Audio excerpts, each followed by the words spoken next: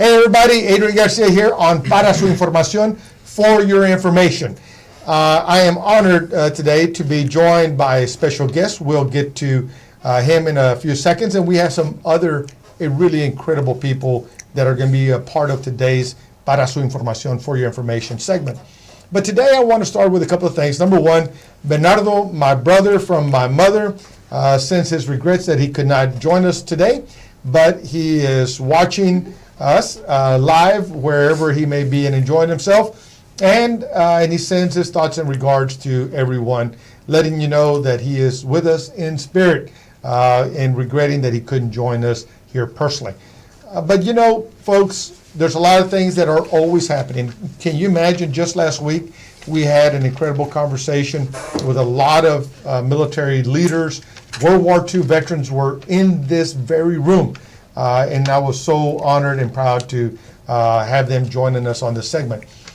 But today, as we honor our military, we're going to continue to do that with one of our other guests as well, by the way.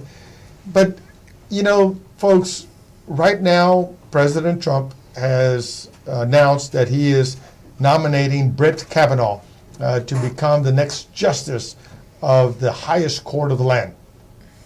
And there's a lot of conversation about what his nomination means. What many people are saying, and many people much more educated than I, are saying that this could put Roe versus Wade on the chopping block. That this means that we have a justice who will lean towards big business and not the community. And so it is so imperative that you call your member of Congress, your United States Senator, and you let them know how you feel about this particular nomination. So many people have said that this could change the direction of our country for a generation. That's incredible to be thinking about. And so all I can tell you is that elections matter. President Trump got elected, and now he is changing the direction, the way we have been as the greatest democracy on planet Earth. He is changing not just the United States Supreme Court, but he's also changing the benches in the federal court system across the country, which has incredible implications on many things. So you may not even need a Supreme Court decision when you have people circumventing the law potentially at the federal court system. So it's just a lot of things taking place. But also, I want to let everyone know that the controversy, the debate on our children at the border is not yet resolved. We still need your voice. We'll still need your support. I am so proud of Father Tom at my church at St. Patrick's, who has been leading a mass to pray for the children and the families that are being separated. Thank God for those who have been reunited, but there's still many, many, many more who have yet to be reunited, and we have to keep them in our thoughts and prayers. But the best way to resolve issues like this, folks, is to become registered to vote, is to make your position heard loud and clear at the ballot box come this November. That's how you can make a difference. And that's why I am in this campaign for county commissioner, because there's so many things that can happen at the county commissioner's level that can make an incredible difference in lives of many people. I'm asking for your permission to be the commissioner for Precinct 2 of Harris County, a precinct that has some of the most humblest, hardest working people in our community who need a leader, who need someone to advocate for them, to fight for them, to be on their side, and I'm asking for your support to allow me to do that. It's something I have done throughout my entire public service career, and I'm asking for your support and your consideration in this very important upcoming election. If we don't win this election, then Commissioner Rodney Ellis will be the lone Democrat on Commissioner's Court, where he is trying to fight for bail reform. He just invited the Reverend Jesse Jackson to weigh in on the conversation about reforming our bail system. Why is it okay that poor people be kept in jail when someone who has the financial means to get out can do so for committing the exact same crime? That's just not justice. That's just not right. And so elections matter. I'm Adrian Garcia. Don't forget to join my website and my campaign at adriangarcia.com. And so today I'm honored and proud to have with me in my brother's place, Hector Morales. Hector is an incredible human being for many reasons. One is because he's got a beautiful, rich history that originates from the beautiful country of Mexico. But he is a success story of our community. He is someone who has given of himself to young people like others that you'll meet here in a second. He's also stepped up to say, I've had enough. I want to have a voice. I want to lead. And he was also a candidate in a congressional race for which I was very proud for him to be in it. Had the pleasure of meeting him and his beautiful wife. So ladies and gentlemen, please welcome Hector Morales, educator in the great community of Houston, Harris County, and Precinct 2 in particular. Hector, welcome aboard. Thank you, Adrian, for having me. And like Adrian mentioned, I ran a congressional race, and I've always known about Adrian Garcia. He was the DARE officer when I was in elementary school, so my parents have always had that connection to him. And after our campaign winded down in March, we decided, the entire campaign team, to look at where we could make the biggest impact. And we talk about federal elections all the time. We talked about all the implications that a Trump administration might have on us as a nation, but rarely do most Americans stop and think about all the local races. And one of the most important local races that we have upcoming is the Precinct 2 County Commissioner. I believe Adrian Garcia is the person to lead us forward in ensuring that he defends the values that we hold so dearly. He's going to protect hardworking families. He's going to protect our students. He's going to protect our parents. He's going to protect our police officers. He's going to protect everyone without regard for their political affiliation or anything of the sort. So I, Hector Morales, am proud to endorse Adrian Garcia for Harris County Commissioner, Precinct 2. Wow. Hector, thank you. I'm very humbled because, look, I've always said that the elections that I have run, the campaigns that I have been a part of, have always been really about the future. You, these young people that are here today, are really the future. And I want to make sure that that remains a key focus of why I'm asking to be the commissioner of Precinct 2. Because I've been blessed. Look, we're going to talk about this in a second. I've been blessed to have an incredible life. Although I was born here, Hector was born in Mexico. I grew up in a tough neighborhood where tough things happen, but I've been given an incredible life. And I want to make sure that these young people have the same opportunity at that life that I've been so honored to enjoy. And so I am proud that Hector, as an educator, is supporting my campaign. But I'm also exceptionally proud that Hector, as a young person, is also a part of this campaign, because nothing matters more to me than our children, our babies, and their future. So Hector, thank you, and thank you for being a part of today's segment. Give Madison a shout out. Madison, I love you, dear, and I'll be home shortly. Oh, that's so sweet. I think I got a cavity just listening to that. That was beautiful. Thank you, Madison, for sharing Hector with us today. And now we have some incredible people here. I mean, this is a powerhouse right here.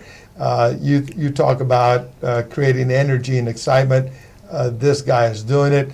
Hector, because they're both educators. I've been mentioning that a couple of times. Carlos Salazar is a teacher over at Sam Houston High School. Go Bengals! And my wife and my in-laws are all products of Sam Houston High School. I attended Sam Houston High School. But Carlos, as I mentioned last week, is the author of this book called Yo Soy Americano / America, because he is really working with these incredible young people. To his right is an amazing young lady that I have just recently had the honor and pleasure of meeting, Lisette Mosqueda. And Lisette will be telling us about her story. And then to his left is this handsome young man, Jorge Ruiz. And Jorge and Lisette are both students at Sam Houston High School. So, Carlos, welcome to the segment and tell us about Yo Soy Americano / America. Thank you. Well, first of all, I appreciate you so much. I mean, being here is such a pleasure to be with you. We got the chance to meet and everything that you're doing. I appreciate it. No, thank and you. the first thing that I can think about is that you went to Sam Houston High School. You're part of the family. That's You're part of right. the community, That's so right. definitely appreciate that. The book is for everyone. I am thinking about everyone. I'm talking about students. I am speaking about parents. I'm speaking about undocumented immigrants, and minorities, everyone. One of the things that I realized as a high school teacher is that we didn't have anything that was for us. We didn't have anything that was covering, the immigrant community, my dad, my mom, my sister, my brother. So as a high school student, I realized that I had to do something about it. And the first thing that I did is, if they're not going to do it, then I'm gonna do it myself, and that's one of the things that I always have in mind. So I created Yo Soy Americano, and the first thing that I need to talk about, let's talk about the title, because it's super important. Let's talk about the title. So we can speak about Central America, we can speak about South America, and we can speak about North. When we talk about America, we believe that is a country, when America is a continent. That's true. So that's what I tell my kids all the time. We're all That's right. part of the continent. So I feel like the name of the book's pretty I like strong. that. I like and that. It's been part of it, so they like it a lot. So Sam Houston High School was the first school to actually use the book.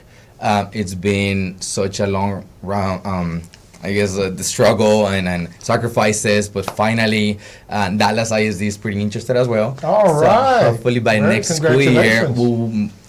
we're thinking about having between 3,000 and 4,000 students using the book. It's been a success. Wow. But I think part of the success is the fact that I am a DACA student. I am a dreamer. One of the things that I can tell them all the time is that we can make a lot of excuses about why we cannot make it. We can talk about the language. We can talk about the color of the skin. We can speak about that I'm Mexican. We can speak about many things. And it's not only about Hispanic. I can think about the black community as well. We think about many excuses, but I tell them, that is the best chance that we have to change the data. That's right. If we change the data, that is the best way to prove everyone wrong about what they see on paper. Amen. If we can show them in real life, then that is the best way to make it. So my motivational speech is called I Am an Immigrant, where I tell them where I come from. I came from Mexico when I was 14 years old. And my family and I didn't have anything. We came from humble beginnings, barely have something to eat on the mornings. And I realized that if it wasn't for me, I was not going to make it anywhere. And I needed to give my parents a better life, and that's exactly what I did. Bravo. So now that I see these amazing people right next to me, I feel that I need to leave that message. And I feel like the message in the past 5 months has been almost 3,000 students just now, and it's been great. It's Wonderful. been amazing. Now, before we go any further, I want you and Lisette and Jorge share your Instagram handles so that people can meet you and get to know you and work with you and follow you. Perfect. So my Instagram is Carlos_Salazar_. Mine is Mosqueda Lisette, together, no space. Mine is Miguel RC97. All right. So now, Carlos, introduce these dynamic people that you're making reference to. Perfect. So let me talk about Lisette first. Lisette was my student for 2 years.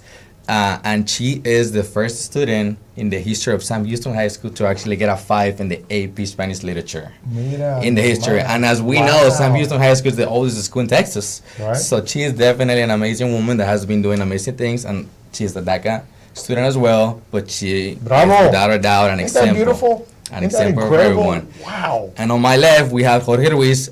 He was my student for 2 years as well. And he's been doing amazing things. He graduated in the top 10%, and he's going to UT Austin next year. Boop. So I'm going to let Lisette speak about Good she can deal. tell us something. And real quickly, Hector, what's your thoughts on these dynamos? I mean, these three amigos, but they're like, wow. What do Well, you- first, George, hook 'em horns, because that's where I went. yes, right, that's right. But I think it's amazing. One of the things that a lot of people don't really understand about the AP, the Advanced Placement Test, is that they're not designed to give perfect scores. And for someone to get a 5 on an exam that not a lot of people get those types of scores, that's a huge accomplishment, especially given some of the history in our community and in our area where we have so many disadvantaged students. So, you know, the work that Carlos has been doing as an educator has just been, you know, monumentally important to our community, and I applaud him for that, and I'm glad he does that, and his students are, you know, the manifestation of that hard work and Yes. that spirit to move ahead in life. That's right. Thank you. Wow. Okay, so introduce them. Definitely, so you can go ahead and talk about yourself. Okay, so my name is Lisa Mosqueda. I was born in Guanajuato, Mexico. Yeah, I've Guanajuato. been here since I was 4, so I started school here. I am a Sam Houston graduate. This is going to be my 2nd year at UT Austin. I'm studying government, political science. So my ultimate goal is to serve the community as the Attorney General. Hey! Yeah! You go, girl. Say it and it becomes a reality. That's right. All right. Proud of you. My name is George Ruiz. I was born in Houston, Texas. I was living here almost all my life. And in itself, I'm also a Sam Houston as a graduate, and I'm planning to go to UT at Austin to become an engineer and All hopefully right. be just like my teacher to help more inspiring students reach their dreams. Man, Carlos, this is incredible. And look, being an engineer, do you know that we kind of flood around here? Yeah. Yeah. So if you're looking at being a civil engineer, we need you to get that education quickly because we need your help because folks around here just aren't getting it, and so we need brighter, more innovative, creative thinking minds at the table. So Jorge, very proud of you. So you know, y'all participated in Yo Soy Americano. Yeah. Did something go off in your heads as you heard the conversation? I was his student when Mr. Salazar was actually in the process of writing his book. So I got to do all of the activities that one day were going to be, you know, printed in a paper. So without me knowing, I was, you know, I was a product of his thoughts, of his ideas. And it was very good for me because, you know, as a young Hispanic person, you don't see somebody that you can relate to every day. And seeing him as an example, my mentor now, it's just great. So I got to see the emerge of this project, and I continue seeing it from far, but we still keep in contact. I live in Austin, but I applaud everything that he does. Beautiful. And before I go any further, remember, you are watching history. The Latina United States Attorney General is speaking to you. You want her. You want to know her today. So don't forget to retweet and share this video, and send in your comments because this is just amazing. This is if I can speak for 2 educators in the house today, Hector Morales and Carlos Salazar. This is what you live for. This is what you dream about, is to see your work take fruit in a young life that you know has incredible promise. Your thoughts, Hector? No, I was just thinking, I went to UT Austin and I got a degree in government as well, so good for you. You'll love it. But I remember I was a product of, I'm a millennial. I went to school in the 90s and the 2000s, and I remember just a matter of fact when I told people I wanted to work at the White House one day. I said, well, you're not white. That's and right. that was just a matter of fact, I want to be president. Well, that'll never happen because you're not white. And up until that point in the 2000s, that was truth. Mm-hmm. And I distinctly remember having all of that in me when I went to community college, worked my butt off, transferred to UT Austin, and 2 years later I was campaigning for Hillary Clinton when she was running for president in 2007, and less than a year later, I was in Washington, D.C., working on the Affordable Care Act, having been told that it wasn't possible, and it was because of phenomenal teachers that I had, and I still remember them. Ms. Gary's for economics at Dobie High School, and Mr. Harris, who recently passed away. He was my English 4 teacher, but those were the teachers that didn't accept no for an answer. They didn't just say, pull yourself up for your bootstraps. They understood that not all of us have bootstraps to pull ourselves. Yeah, well said. And Well they said. provided us those tools. And, moving forward, I went to San Jacinto College, Dr. Weller, scholarships and, help and being a mentor.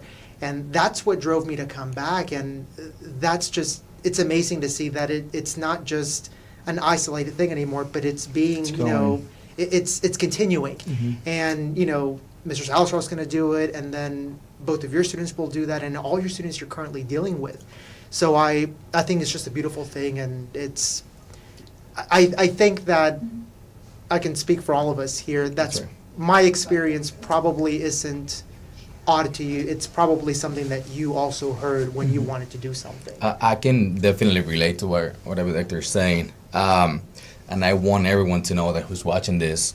I came from Mexico with nothing. My family was literally not having money to eat sometimes.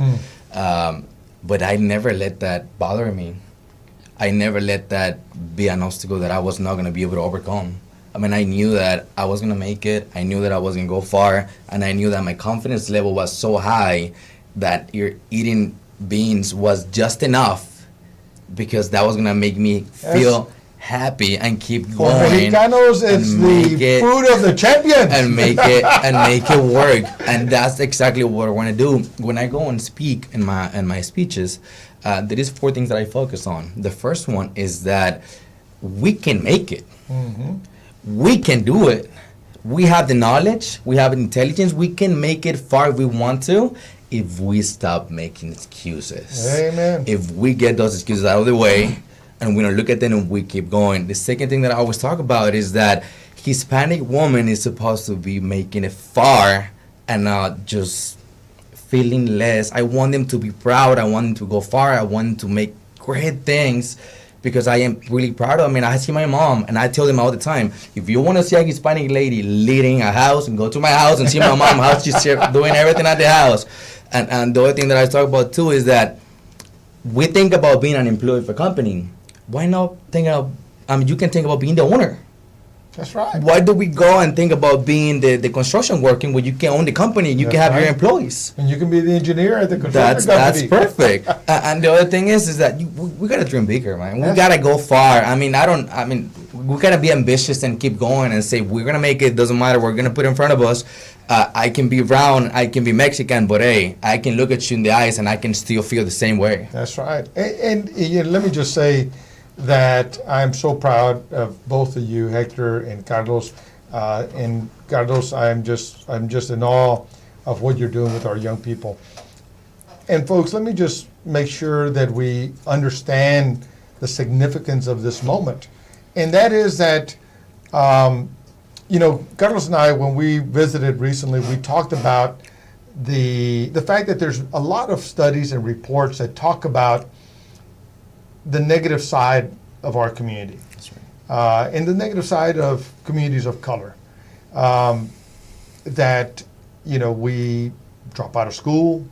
We're a big part of the population in the correctional system.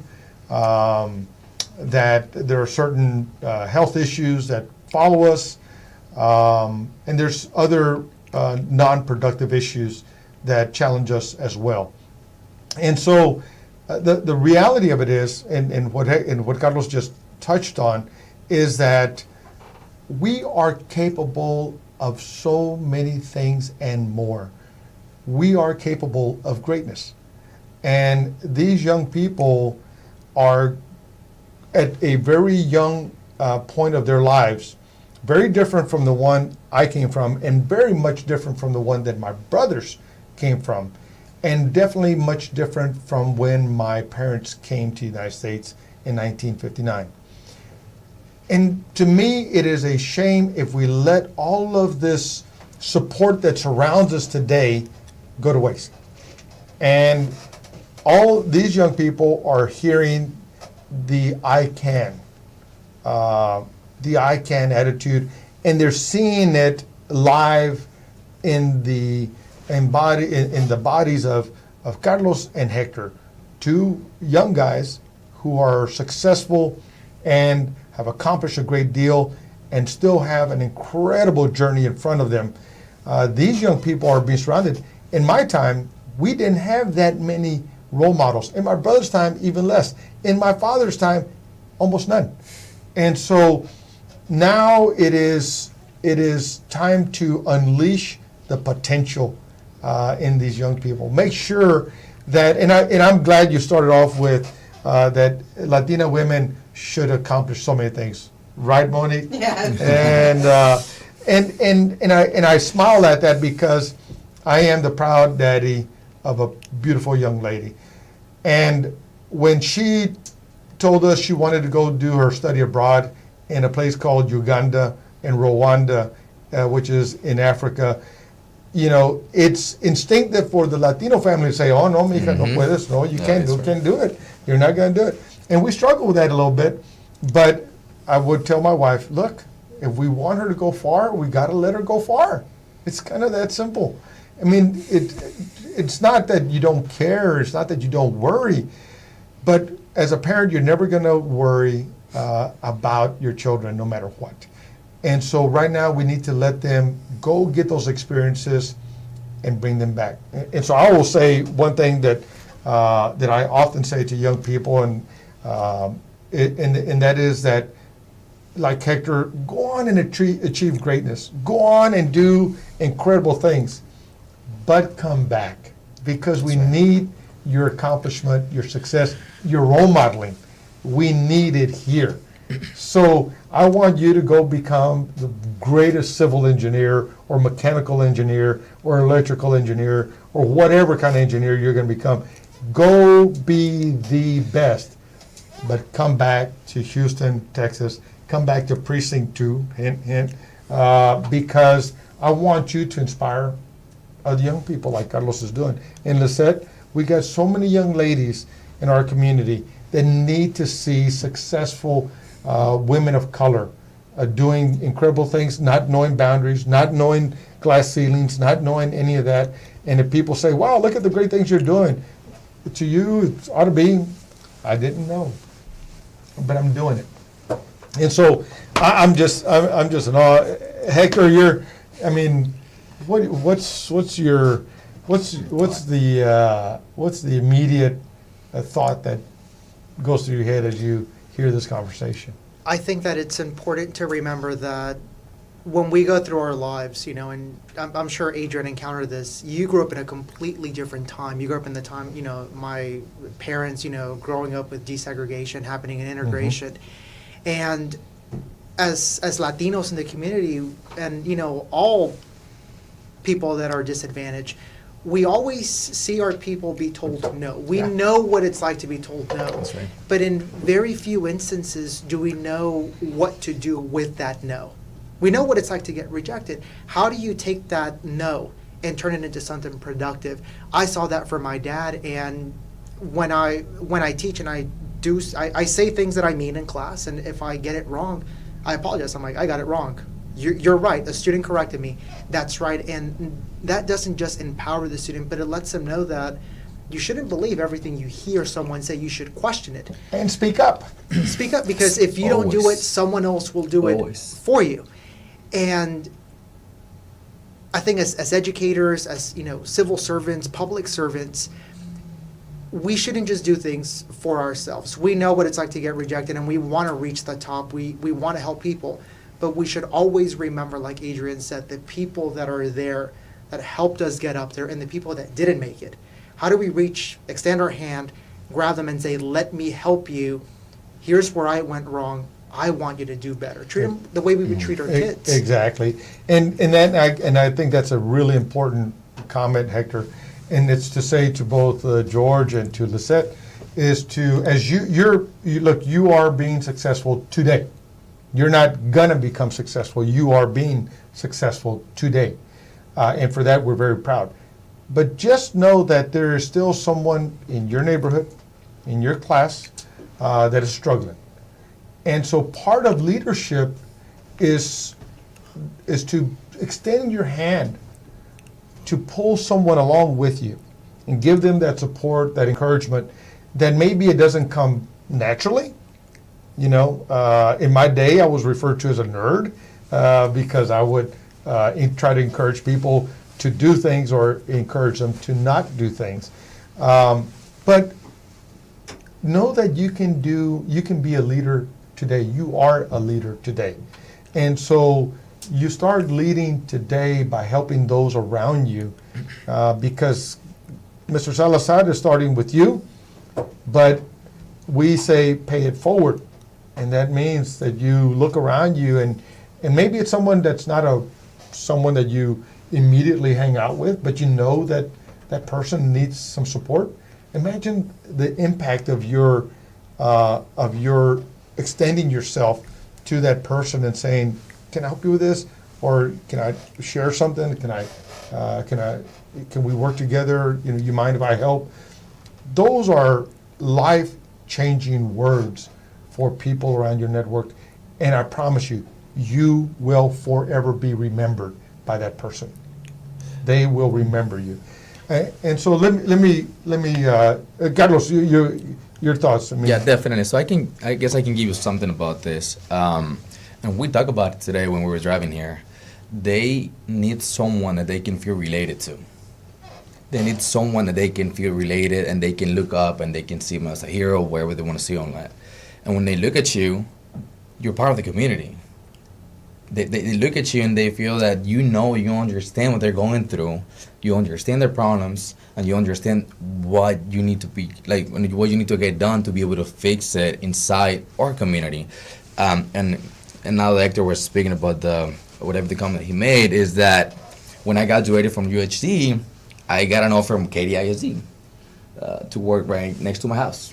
It was 5 minutes away, and I had to make a decision, and it was, I'm gonna go over there and have it easier.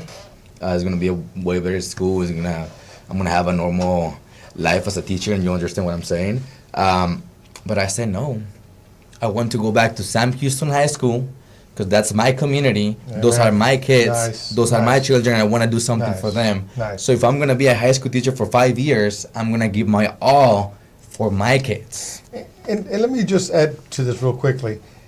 When I was applying to the Houston Police Department, I was interviewing with the lieutenant who at that time was a man who accomplished incredible things, Art Hiram Contreras.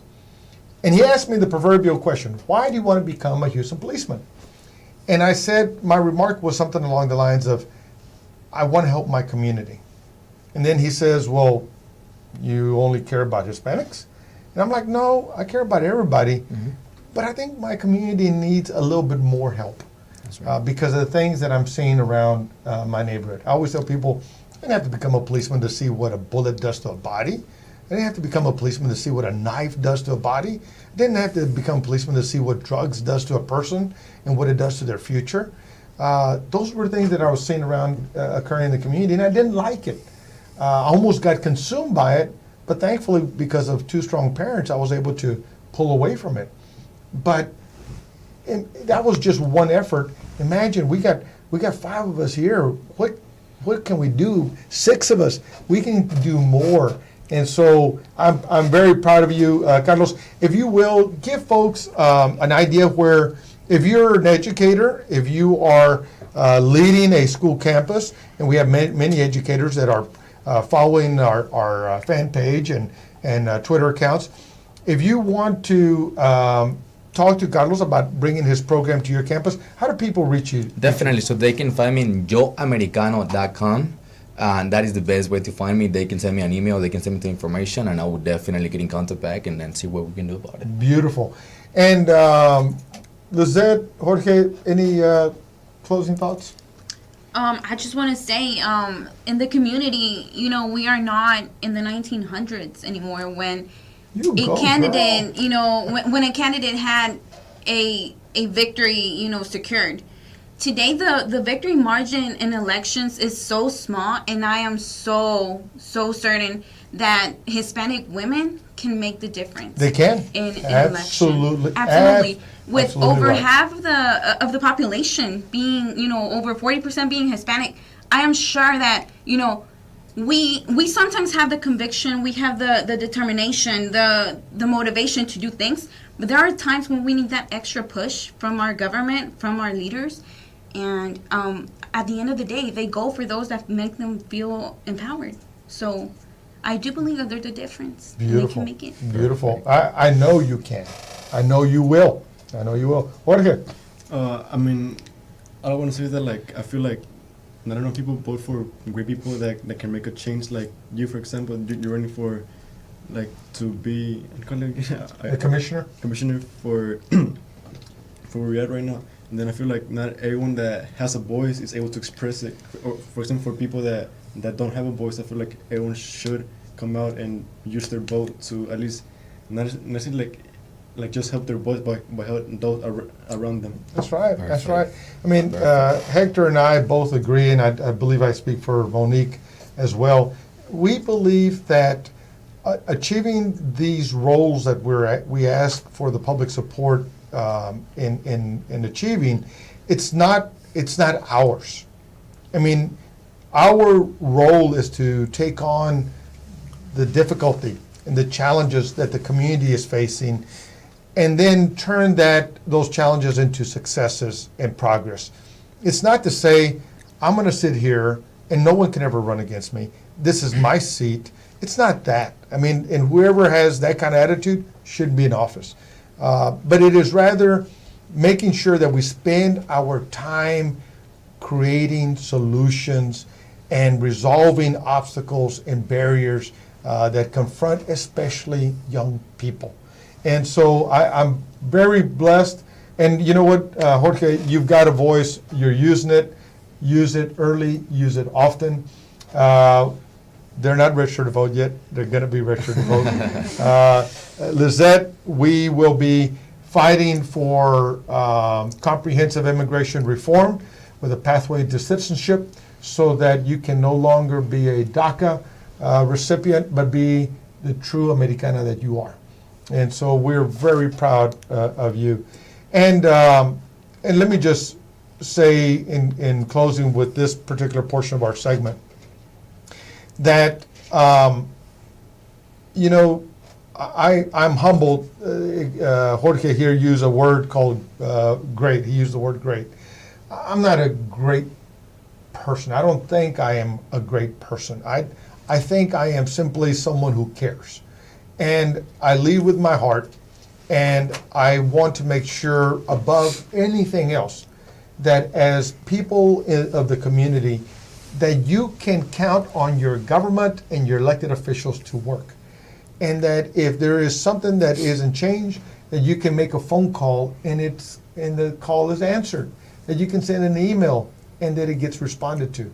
And that someone is committed to working to address your issues. Not to say that's not our problem. You need to call somebody else. It's about moving forward. And so, Carlos, thank you for joining us. Thank you. Yo soy americano, America, Carlos Salazar. Thank you. Our future, have you thought about what kind of engineering? Civil engineering. computer? Yeah. Computer engineer. Cybersecurity, you are done. This guy, Jorge Ruiz, is going to keep us safe because he's going to be the greatest computer engineer on the planet Earth. And let me just end with something. Something I forgot to mention is the fact that organizations that are really helping us out are the ones that really need the help, and you know them. And I want to speak about Project Grad. Yeah, please. Definitely. So That's Project Grad. where we met, by the way. Yes, so Project Grad is an organization that actually helped me out to go to college. The only reason why I actually went to community college is because they gave me a scholarship for $500. And I'm 26, and $500 is nothing, something that we spend maybe on a weekend. But when I was 17 years old, that was a lot of money that I needed for a book. I needed for maybe something else inside the class. So I want to say that Project Grad is an amazing organization that helped me out, and I know definitely that you are going to support those organizations that are helping out the community. What he's talking about is that we were at the grand opening of Grad Cafe, which is actually a program that our sheriff, Ed Gonzalez, helped to start in Houston, and they were opening a new one in Baytown. And I feel I'm just a believer of Project Grad. I'm a believer in what Grad Cafe is doing. I want more people to flood into the doors of Grad Cafe. So I had to be at that grand opening. I didn't see, I think Sylvia Garcia joined us there. I think she was the only, and then there was Council Member Charles Johnson from the city of Baytown City Council. They were, I believe, the only two elected officials there. But that's where Carlos and I met, and I have given my commitment to Project Grad Cafe, that we are going to have a commitment to education in Precinct 2 County Commissioner's Office. We are going to make sure that our babies with pre-K education are having all of the opportunity to be successful. After-school programs for young people like Lizette and Jorge, and adult learning for adults who want to enhance their careers. That's what Precinct 2 will be doing come January 1st of 2019, because Commissioner Adrian Garcia will be leading the way. And so thank you for all that. I am a product. Amen. I came from Amen. that. Thank you. And now we want to thank these folks for joining us. But now we're going to be introducing our next guest, and that is Monique Rodriguez. Monique has been a member of or has visited the show before. She is going to tell us about things that have been going on in her life since. Look at that! We're improvising, adapting, and overcoming as we speak. And so, Monique is, there's a lot of reasons I love this young lady. Number one, she put her name on a ballot, which is tough for anybody to do, but to do it in a neighborhood, in a community that is still resistant to change is tough. But she dealt with that challenge because she's also a former member of the military family. She is Army strong. And so, Monique, thank you for joining us. And what did you think about this whole conversation that you were just hearing? It was good. I was really inspired by your students, your teacher as well, both of you, all three of you all. It is, I was born here and raised here, so I didn't have some of the challenges that you all face, but I definitely admire those and really feel empowered by those that have my journey has been a challenge, and so to recognize those that have had a even more difficult journey, I definitely give you props for that, because life is hard, and if your start line is a little bit further back and keeps getting pushed back, especially right now in this administration as things and policies continue to change, not everybody recognizes we all don't have the same start line, and so I recognize that you all have a start line that's even further back than me. Yeah. And Monique, you were looking to become a leader in education by serving at the Deer Park ISD school board. Correct. And so, would you see, value in a program like this to be shared with the students of Deer Park, for example? Absolutely. For Deer Park in the community over in the east side of Houston, 54% of the students are Hispanic, so they come from that background, and obviously there is a large immigration population as well. So they highly could benefit from this program.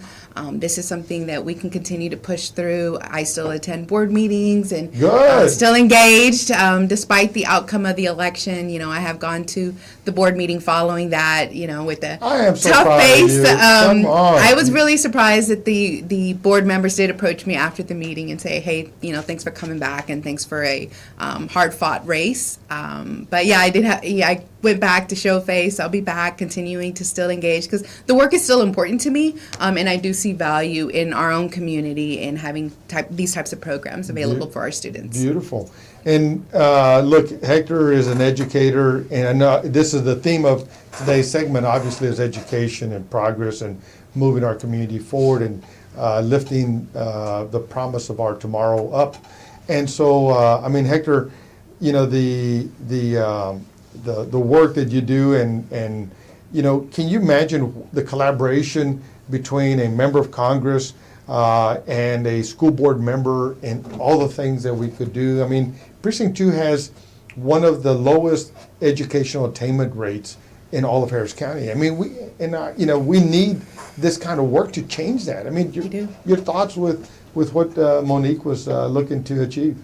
Right. So we do have some of the lowest educational attainment in the entire nation, not just in the state or in the area, but in the entire nation. Preach. And it's not for a lack of trying. Our students just have not been given the tools that they need to succeed. And even when students are given the tools to succeed, they don't know what to do with them because they haven't been taught and showed what to do with them. And that starts when we talk about parents, which is why I'm so thrilled to hear that Adrian Garcia is, behind adult education, because it's not just with the students. We're leaving behind an entire group of people and generations that don't have computer skills, do not know how to operate the most basic of machines. And it's important to do that. It's important to have collaboration between our federal, our state, and our local government. And one of the hardest things to do in a race is one, sign up for it, but even more hard is losing. And I'm there with you, but going back after you have lost, and it's not losing. It's not your time yet. Right. Well, thank you. And That's right. Yeah, That's exactly for all of right. us. It's not a right. position that belongs to someone. A seat doesn't have your name on it, whether it's city council, school board, the Senate, the office of the presidency. It's a position that belongs to the people. That's right. And at the end of the day, if we have people that truly care, that don't see people as, well, you're Hispanic, you need help, or you're African American, you need more help, but just say, you're someone that's in need, I'm going to help you. That's when we're going to start seeing the change that we desperately need in our community, by having leaders like Monique get elected and leaders like Adrian get elected. And Hector Morales. One day. Well, that's when we'll start seeing that change. And, school teachers run for office. Yes. It's difficult, believe me. Yes. It's the legal But it's complications of happening. running are deep and very difficult, and it's hard to maneuver it.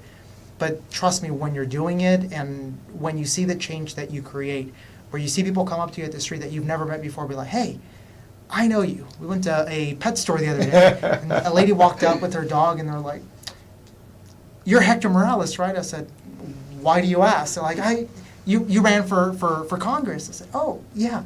Oh, I really liked your campaign. That's what matters, someone that you've never met in your life. So us here sitting in this booth who have run for office, we're going to continue pushing for the change. But right. everyone that's watching right now, anyone that might be overhearing this conversation, go out there and make that connection. Reach out to your member of Congress. Reach out to your state senators. Reach out to your state representatives. Find out who your elected officials are and ask them, what are you going to do to fix this problem? Because believe me, when you have a district that's got 750,000 people, 400,000 are able to vote, and only 17,000 show up and decide an election, we have a problem. That's not a majority of the people voting for something. That is a very slim minority of people deciding elections. You have the power to change all of that.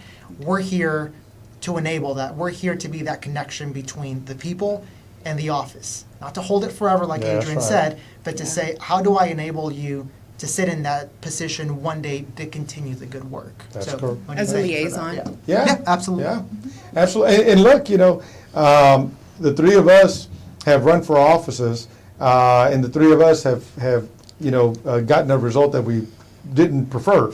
However, as Hector so well said, it is about creating that change, that movement and that progress for change. Because don't forget, we got to elect, or not elect, but we got to get the first Latina United States Attorney General, if not president, in office. That's what we got to make happen. That's right. And then we got to get this computer engineer to help move our society forward.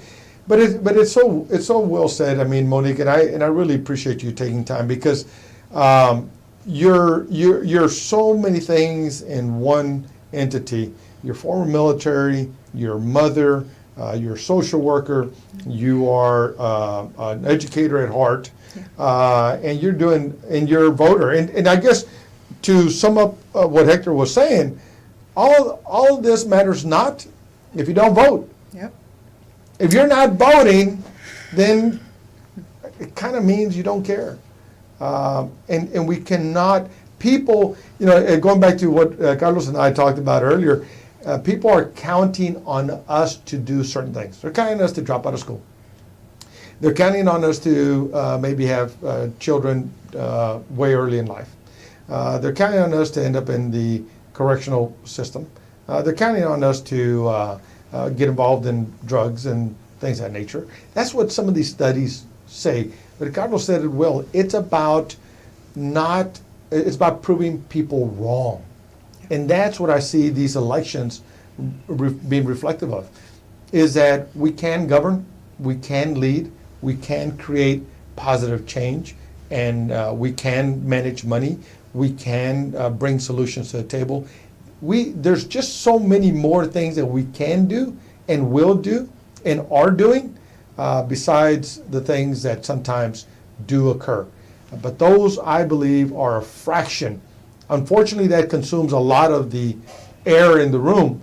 But these kids that Carlos is touching, there's no doubt in my mind, I'm saying it today, there's no doubt in my mind, they are destined for greatness, and they will achieve greatness. And all of our kids in our communities, the kids in our humblest, toughest communities, are all destined for greatness. They just need people who believe in them. And I think that's what really makes a difference. So, Monique, so you heard about the Supreme Court nominee. You're a woman. I know that women's is rights are part of the very- conversation. What are your thoughts? It's very concerning. For me, it's a sad time. Not knowing what's going to happen. Uncertainty is tough. I don't know. We'll see what happens. I am fearful that despite what his testimony is and as they go through the process of confirmation, regardless of what he says and whatever outlandish things come out, the Republican Party is going to vote for him. We've seen that time and time again with all these other individuals that come up. We had Betsy DeVos talking about bears attacking schools, and there the party was voting for her in, and she's in. And so my big fear is that regardless of his background, that party is going to move forward with the candidate, even though they know that he may not be the best best nominee for the position, but that's whom the president has decided on, and 2020 can't come soon enough. Right. And I couldn't believe that Mitch McConnell, of all people, was telling his Senate colleagues, treat our nominee fairly. Where was the fairness when President Obama was trying to fill a seat in the see Supreme so much Court? hypocrisy now that things have changed, but yet they're going against what they said before when it applied to a Democratic president. It is very saddening. It is disheartening. It's overwhelming. There are times I have to shut it off and I'm like, I just can't anymore. And there are just other times where it's just like, I feel motivated and activated, and yes, I can do this. And then there are just, it's a roller coaster of a journey, especially as a social worker and an activist, and trying to advocate for my clients, whether it's, the veterans that I serve or, immigrants, just various vulnerable populations. And so, yeah, it's tough. It is very tough, and I've had to learn how to manage my own journey and my own emotions. But 2020 can't come soon enough. But I will respectfully say this, Monique. Look, just listening to your tone, and I can sense a piece of emotion there. We don't need robots in office. We need people who are leading with their heart, who care. Compassion. I mean, what I feel that we sometimes have are some people who are elected in office who never step into their districts to see the disrepair, the need, the poverty, the unhealthiness that's in the community. I mean, how can you serve in Harris County and not know that you have the highest rates of cancer in Precinct 2?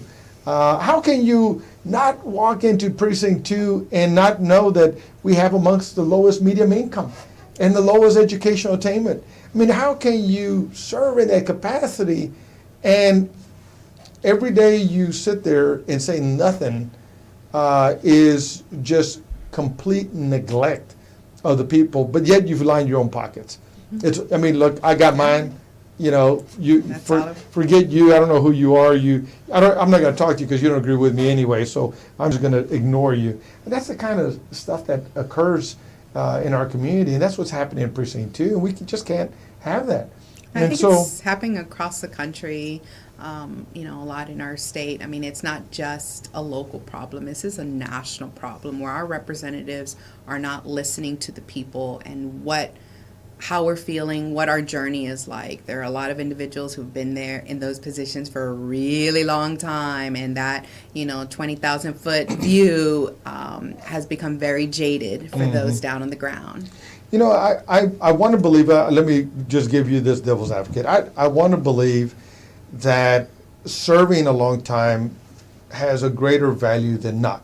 However, if you do serve for a long time and your voting history is not connected to the reality of your area that you're representing, then you've been there for too long. Absolutely. I mean, if you are not connected, if your 20,000 foot view is not connected with that ground level, then yes, absolutely. But if that distance does not match and does not correlate, absolutely. You've been up there too long, it's time for you to move on and Yeah, I mean, look. Fresh blood.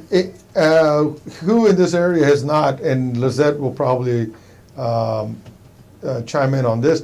I mean, we have an immigration debate, okay? We have an immigration controversy. Our babies are being stripped away from their parents at the border. The president seems to think it's okay. Apparently it was a negotiating chip to build a wall. The governor likes what the president's doing, so he passes SB 4. The commissioner's court will not support Commissioner Rodney Ellis to sue the state on the constitutionality of SB 4. That includes the commissioner, the current commissioner of Precinct 2. Hello, this is an issue that people are concerned about, yet you find it easy to do nothing. But yet, here we have bail reform. We have a pauper system where poor people are being kept in jail just because they're poor. right. And they are wasting over $6 million fighting that with high-powered, high-paid Republican attorneys. Now, they can do that, but they won't fight on a point of constitutionality. I just don't understand it. So that's when you've been in office too long. Yeah. When you just can't find the common ground that's important. And look, I was the sheriff of Harris County. Harris County is not all Democrat. Right. I worked hard to make sure that I was protecting all of the citizens of Harris County, Republican, Democrat, African American, Anglo, Hispanic. I was the sheriff for all Harris County.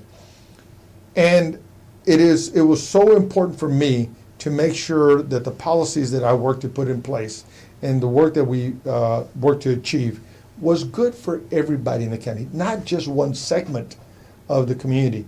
And now, it's easy to do things for one segment, but it's hard to do things that benefit everybody. Right. And I've always said it's important to do the most for the most. And so, as we go forward, let's make sure, Monique, we need your help, we need your voice. And look, you are, if I may respectfully say, you are a role model to this young lady right here, to our future United States Attorney General and President of the United States and Supreme Ruler of the Universe. You are that role model, so we need you, and we need Hector. We need you guys in the fight. And if I can also say to Carlos and to Lizette and Jorge, we also need you guys to run for office, like Hector was saying earlier.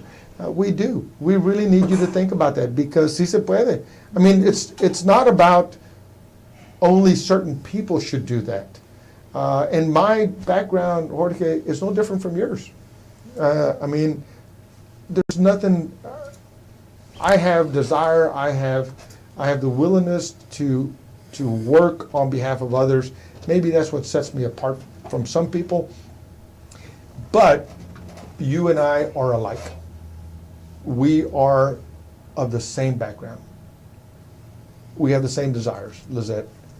We, if not by the hair of my chin, chin, chin, I have maybe a DACA recipient today. But that shouldn't determine our future and our success. And so, wow. Yeah. So Monique, how do we get a hold of you? So I'm still on votemonique.com, so I can be found there. Yes, I'm still on yes. social media and still going to board meetings, so you can Good. look up Deer Park's I'm board so meetings. proud of you for doing Thank that. you. I I'm so appreciate very that. proud of you. And give your family my best. I It was will. good to have you back. Thank you. And any closing thoughts from your point of view? You know, keep up the fight, everybody. It's tough out there. Manage your own emotions and your own well-being. Don't let it take over you. But, you know, keep on moving at a manageable pace. And 2020 will come soon enough. All right. And 2018. Yeah, that too. Midterms too. I love it. Thank you, Monique, for joining us. Folks, we only have a couple minutes left, and I just want to close by saying thank you for tuning in today. Today's show, above many others, not putting our veterans aside, was meaningful. I mean, it's probably one of the best that we've had. It's about our future. It's about our children. It's about caring. It's about creating progress. It's about demonstrating the capacity, the human capacity that we have in this room and the positive things that they will do if they're given the chance. For me, that's what it's all about. That's why becoming the Commissioner of Precinct 2 is so important to me, because I want to be the catalyst to create that opportunity. I want to make sure that Jorge and Lizette and Carlos are allowed to move their ideas and their dreams forward, because some of the things that we've been doing haven't worked. So why not allow new thinking, fresh thinking, innovation to be in the room and to be part of the process? But definitely, we need to make sure that these young people succeed no matter what. It doesn't mean giving anything, but it's ensuring that we're not going to let them rest until they succeed. It's all that Hector touched on earlier. I'm Adrian Garcia. I'm asking humbly for your support and your vote. Visit my website at adriangarcia.com. Become a supporter of my campaign of hashtag Team Adrian, and I will work tirelessly to move our entire precinct forward.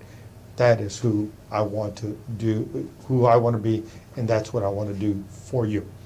And so, Hector, thank you for joining us. Any closing thoughts on your behalf? Well, Adrian, I sincerely hope that people reach out to you, they take part of your campaign, they reach out to Monique, and, you know, just keep everyone, think about everyone when you're doing things. If there's something that you don't like, pick up the phone, find out who your representative is, whether it's at the state, local, or federal level.